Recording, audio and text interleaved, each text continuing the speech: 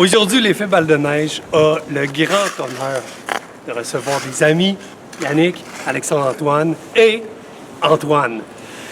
Les gars étaient disponibles pour faire un tournage sur comment apprendre à patiner avec l'effet balle de neige. Donc, les gars, merci beaucoup d'être là. Ça fait plaisir. Et il faut dire que le patin et le hockey ne sont pas des affaires sexistes. C'est pas réservé juste pour les gars. C'est juste que là, j'avais juste des gars pour le tournage. Correct? On y va! Vous avez vos patins. Voici quelques techniques que Yannick et moi on a concoctées pour vous.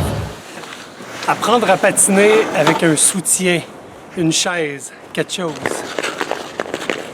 Ça, c'est normal. J'appelle ça marcher en pingouin. Essayez de glisser. Lever une jambe, baisser une jambe.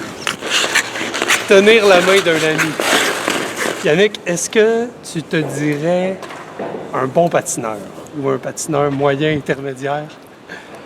Débutant. Débutant. Il n'était pas dans le choix de réponse, mais débutant.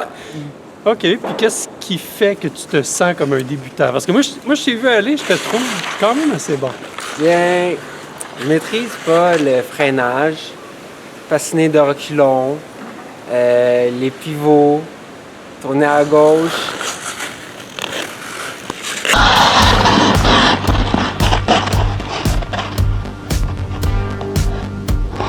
Au fil des ans, particulièrement avec mes amis, lorsque j'étais au secondaire, on allait jouer sur la patinoire, là, comme ici dans le fond, au hockey. Donc, c'est comme ça que je me suis initié au hockey. Ça, par la force des choses. Par la force des choses, exactement. Puis, au début, comment tu gérais ton patinage? Est-ce que tu faisais des petits pas? Est-ce que tu te tenais sur un bâton? Bien, en effet, c'était beaucoup mon bâton de hockey qui était mon soutien là, principal. Et les bandes étaient aussi des grandes amies. L'ami vous tient par derrière. Et non, pas de blague avec l'ami vous tient le derrière. Non. Tester son équilibre en glissant sur une jambe. Je suis pas très bon en fait en patin, là. Je l'avoue, j'ai pas les techniques, j'ai pas eu de cours, je sais pas patiner de reculons. Je peux freiner, je peux aller vite, mais si je vais trop vite, faut que j'aille dans la neige après.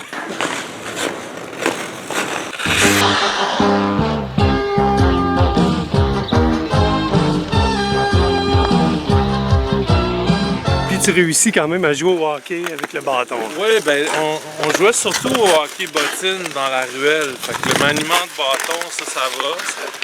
Fait que je suis assez habile pour compter les buts, des jouets. C'est juste l'aisance sur patin que j'ai pas. Ouais, c'est ça. Fait que dans le jargon technique, on dit t'as des bonnes mains, mais t'as pas de patin. C'est ça. Antoine, j'ai peur un peu. Tu fais du patin depuis combien d'années? Depuis combien de temps? J'en faisais un peu quand j'étais petit. Puis depuis que j'habite au Québec, depuis 20 ans, je me suis mis à faire du patin tous les hivers. OK. Puis c'est une activité que tu aimes faire en hiver? Est-ce que c'est l'activité que tu préfères ou il y aurait autre chose? La raquette, la glisse? La raquette, le ski, puis aller patiner le soir après le travail. OK, cool. Fait que finalement, les activités hivernales, là, ça t'appartient. Eh oui. Excellent. Puis au niveau technique, qu'est-ce qu'il te reste à améliorer dans ton patinage? Tout. Oui, moi, je m'attendais à ce que tu sois une superstar du patin. Hein? Ah non. Bon, ben excellent. On va te voir à l'œuvre. C'est parti.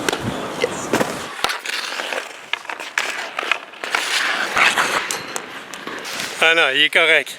Il est correct, là. Il sait patiner.